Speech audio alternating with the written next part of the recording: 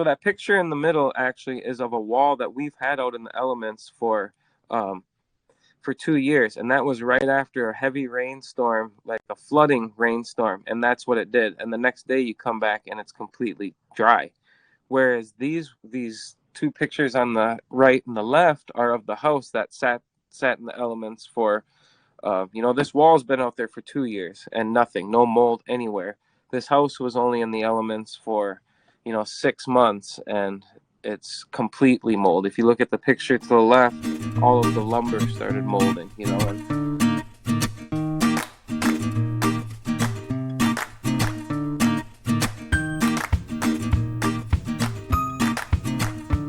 So this is an example, you said, of a 4-bedroom house? that was so this picture here, this was another video. Yeah, so that one to the left we did cast in place, and so actually we'll get into this house a little bit later, I think, with if Jean added the pictures I did. I to did. Challenges. Yes. So we ran into some issues with that house. It was grant funding that was going to pay for this house. So all of the other projects that we've done came right out of community funds, and we were in control of the entire build from start to finish. This house was through a grant funding, and so the grant funding had to hire a general contractor, which they did. Then they had to hire architects, engineers. They had to go through all of the red tape that you would typically have to go through, even though it was on the reservation. And so technically this was the first permitted house in the state, I guess, even though it was on the reservation. And so we did that, jumped through all the hoops or whatever. And the contractor had some other houses going at the time, and so he was focusing on them. And we kept telling him, you got to get started on this house first. We can't go late in the season. He didn't listen. The end of May comes around, and we're already telling him, hey, you got to get started on the framework of this house. So that's when they opened up the checkbook and told us to build the duplex. And so that's when the duplex came about, was because this house hadn't gotten started. And so we built the entire duplex and got that all done before this house even got started. They didn't start framing this house until the end of the summer, beginning of fall. And so we weren't able to get in there and start doing any hempcrete until the second week in October.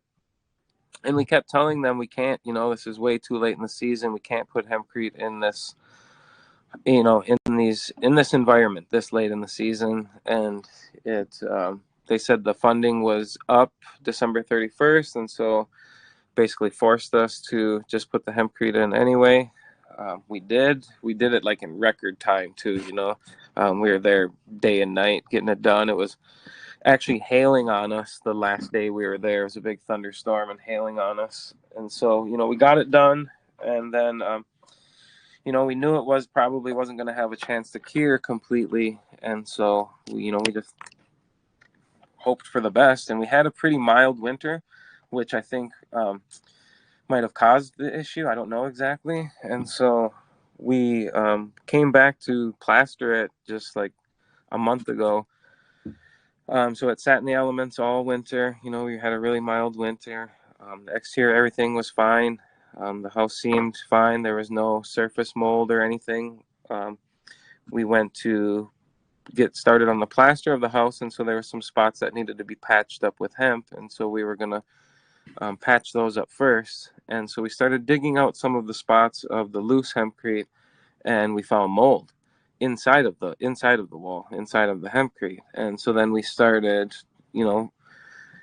doing sample holes everywhere, drilling holes and looking into different spots to see if we could find mold. And in a lot of areas there was mold all the way through the entire wall. There was no surface mold on either side of the wall, but there was mold all through the interior of the hempcrete. Like the center of the wall was actually worse than the outsides. And so I don't think it ever had a chance to fully cure.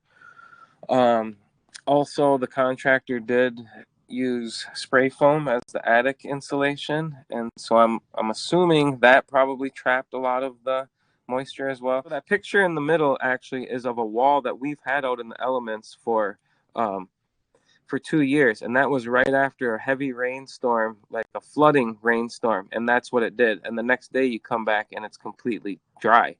Whereas these two pictures on the right and the left are of the house that sat in the elements for this wall's been out there for 2 years and nothing, no mold anywhere.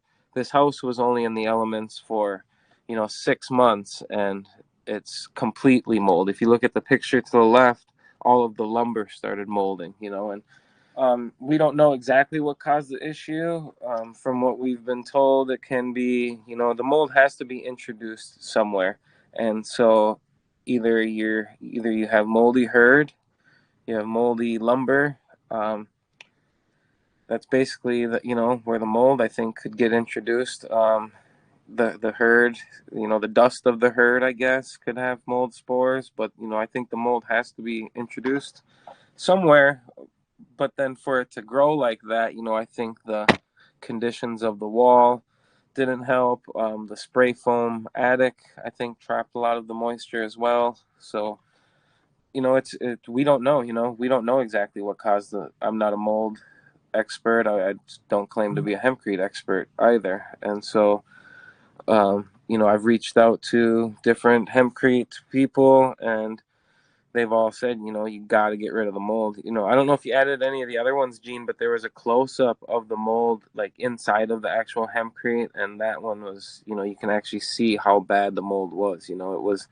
There's no leaving it in there, and so everybody that we talked to said you have to remove that. And so you can see the guys in the picture to the right. We basically removed all of the hempcrete, had to come back out. Anywhere where we found the mold inside of the wall, we removed it all because, we didn't feel comfortable leaving any of that in there. Look at that lumber, look at that, the mold inside of the wall. If it's vapor permeable, you'd think those mold spores got to be getting released as well. And so I don't know though. Those are just my guesses, I guess. And I don't know if any. I asked Sergey when I was out west. I showed him the pictures and I asked him what he thought. And he said he had seen this problem before, and it was since we didn't have like a solid freeze. There was a lot of fluctuation in the relative humidity because we had such a mild winter. It was only freezing at night some of the nights, and then other than that, it was hot, cold. And so he says the fluctuation, he said we would have been better off if it would have just frozen all winter and then had a chance to actually cure out in the spring.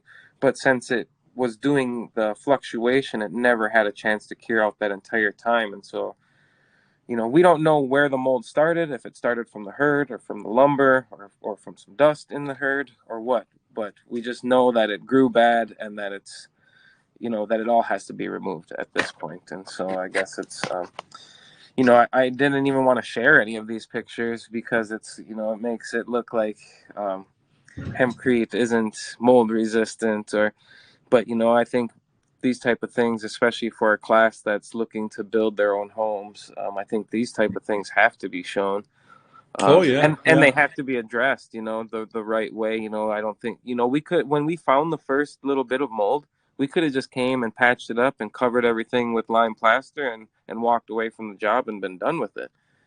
That's what that's what a lot of people might have done, because think of all that money we're losing out on by going back and replacing it now. Like if we were a contractor and this happened, this would be on you, and so I don't know many contractors that would be like, oh man, we got to tear this entire house back down. And so it is a huge issue, of a huge learning experience, I guess, for us, a very expensive one too. Well, you're also setting an example, and then you don't want to have a bad example. And I know, talking about these things, and I really appreciate you doing it. And we've had other members in our group that have had some, isolated occurrences on their project, and they did something very similar where they just had to go back and spot reclaim some of those areas and do that. And then, Tim, I see you had your hand up. Do you have a comment? Yeah, Danny, this is just a situation where it got put in late in the season. Okay, so you weren't going to have a good cure at all, and put a plaster put on it before it was all the way cured out. And I'm assuming that the windows and all the drywall, so you could insulate it with the spray foam, went in during the winter, and so then it got closed up. You'd been better off if you would have put the windows in and left every single window open. Yeah, and to come out, and then your spray foam just exacerbates that problem of where, how do we get the moisture out of the building so that the wall system, so that the mold can't grow. Your mold definitely came in with your herd, or the 2x4s, because it's growing out in the middle of a field. That's why I think it's important for a black count on the building herd. We've seen it on a couple of our projects where we've gotten herd that we thought that was good, and then the black count went up on it dramatically. You could just visually see it, and so that makes me nervous. And then when we've rushed our lime plasters, we've had that moisture then not being able to escape on both sides, and so once you start to snowball it, that's when moisture can get in. It gives them the moisture for the mold to grow, because you're never going to have herd that doesn't have mold in it. I mean, it's a fantasy. Yeah, mold's everywhere. Yeah, and you're right. Taking it out as a contractor, having to do a hemp wall like that, and then having to take it out and pay it, that would tank your company. Exactly.